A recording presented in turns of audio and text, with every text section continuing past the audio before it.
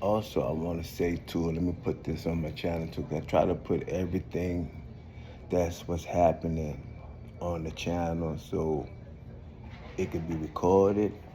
It could remind me, because I be forgetting all that stuff due to my head. And well, just recently, and well, I don't forget that stuff, but I just want to remember this, and because when I think, I gotta think back, yeah, I forget like stuff like this. So I want to remember this, and I also want this to be put when I put this whole story together and write my book, Mission Impossible. I didn't underplan that, so I can have all this ready. So I'm saying this right now.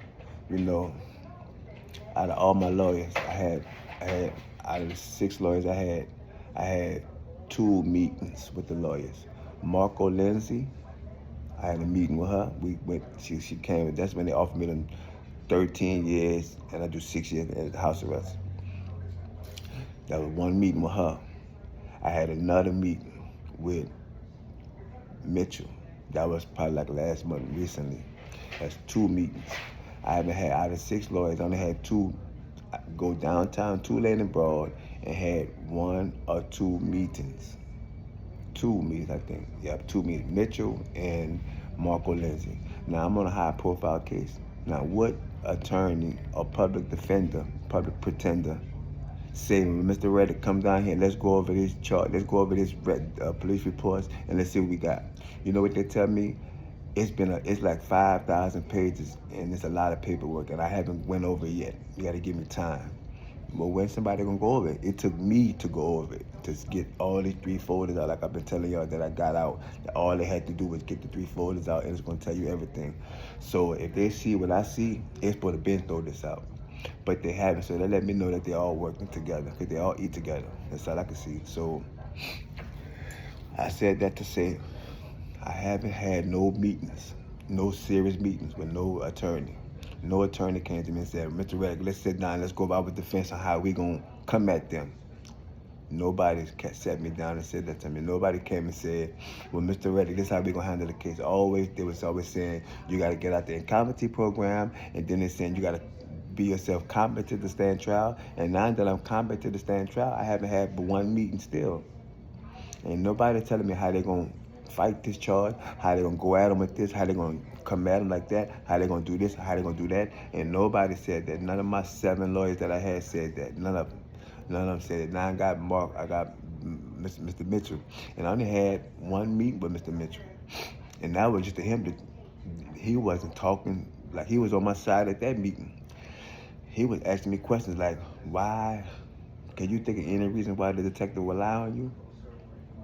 He was asking me strange questions. Then he called another person in the room. I sent him my other video. He called another person in the room that said, I saved that message on my phone. I saved that voicemail on my phone too. I got to save Alex. His name is Alex.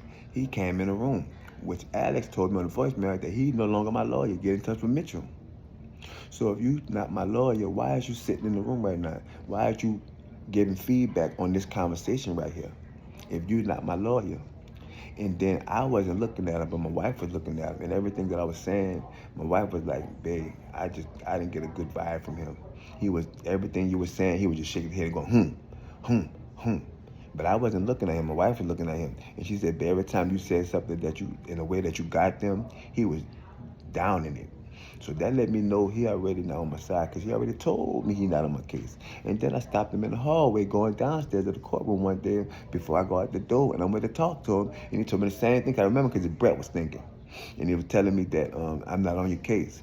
So I had to back up a little bit because his breath was stinking a little bit. So I had to back up a little bit. And I'm like, man, I thought you was on my case. Then you told me, he said, no, I'm not on your case. They took me off the case. So that's another reason why I'm telling you I want to make these videos, remember all this, to put all this on these videos.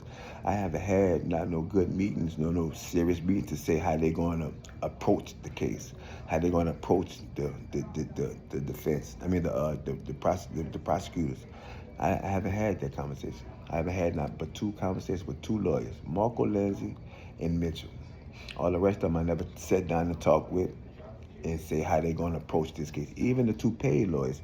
And also, let me say this too, and if anybody knows something about this, let me know. I had Jerome Matthews. That was my first paid lawyer.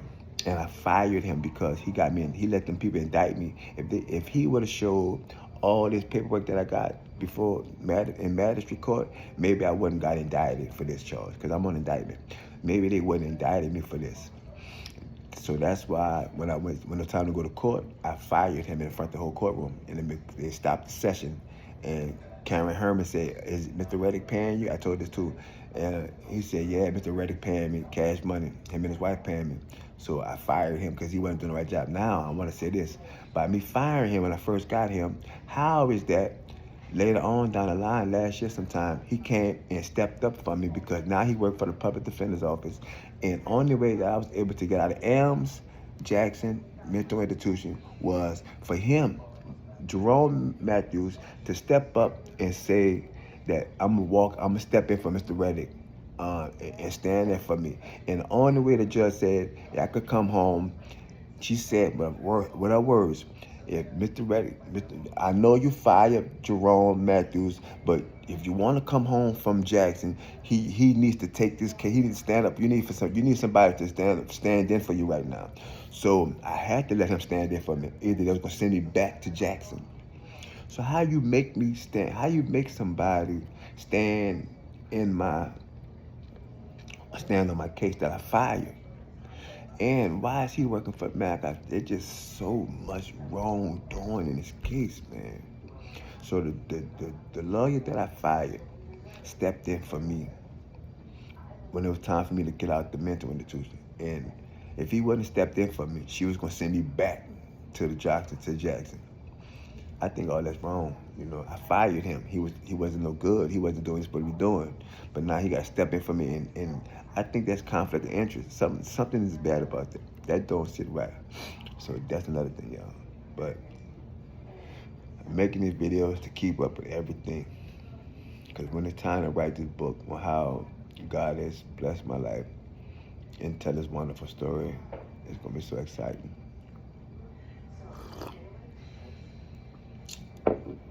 But y'all go and have a great day, man. This is Warriors of Faith in Christ. Like, comment, and subscribe, man.